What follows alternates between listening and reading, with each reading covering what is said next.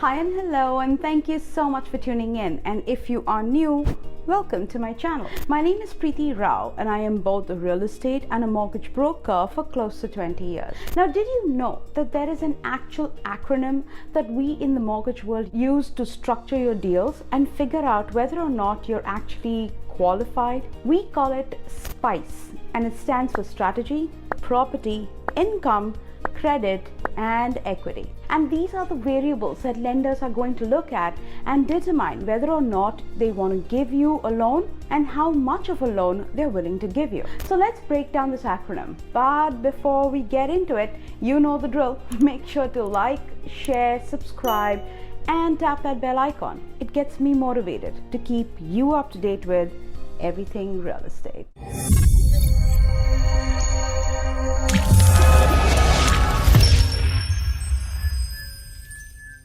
Let's start with S, strategy. What the bank wants to know is what you're trying to accomplish with applying for a mortgage financing. Maybe you're a first-time home buyer, or you're trying to acquire a rental property, or maybe you're interested in a new construction, or you already own a home and you're trying to refinance that property, pull out some of the equity in order to buy another property, or else just pay off some debt. There are a lot of different strategies, but for me as a mortgage broker, it's very important that I understand from the get-go what it is that you're trying to accomplish so that we work on that strategy together. Next is P.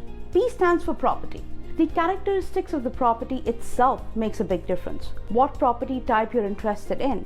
Is it a single family home, a condo, a townhouse, maybe something more rural? There's a lot of different property types and different lending nuances that come into play with each different property. It basically comes down to certain characteristics of that specific property that may make it more or less financeable with certain lenders, and some lenders may like it, some might not. Some characteristics, for example, like preserved wood foundations, a knob or tube wiring, poly B plumbing, asbestos and insulation, these things may make your property less desirable for certain lenders, and other lenders might not have an issue with it at all. So it's important to understand the specifics of that property that you are planning on buying or refinancing in order to determine which lender is a good fit for you. So moving on to I, for income.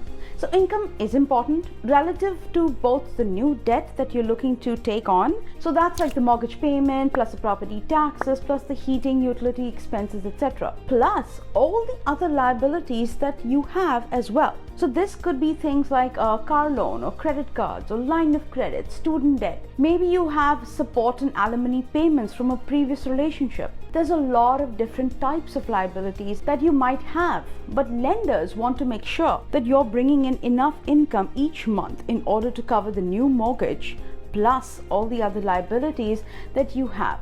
Plus have a little bit of a wiggle room left over in case unexpected expenses arise. Moving on to C, which stands for credit.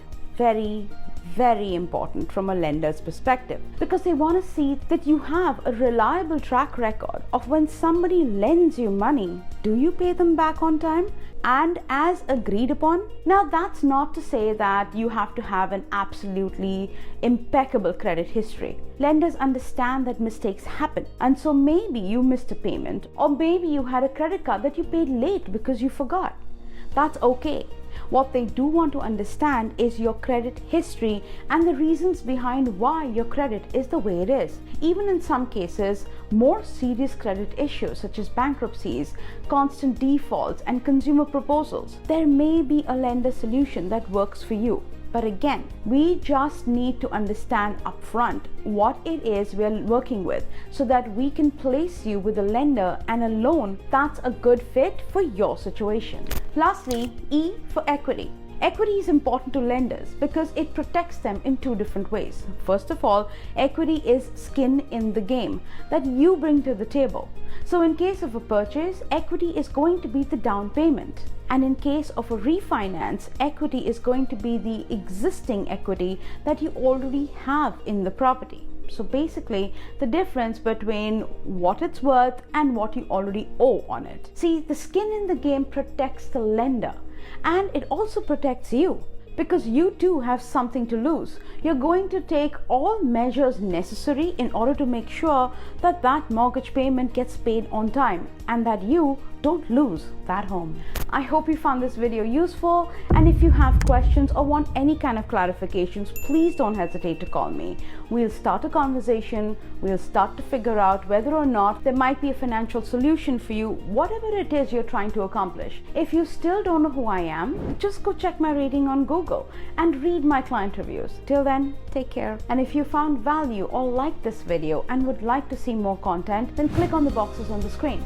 Once again, my name is Preeti Rao. My contact information is in the description box below. Make sure to hit like, share, subscribe, and that bell icon so you don't miss any future videos. Thank you so much for watching, and don't forget to call me because I hold the key that opens the door to your dream home.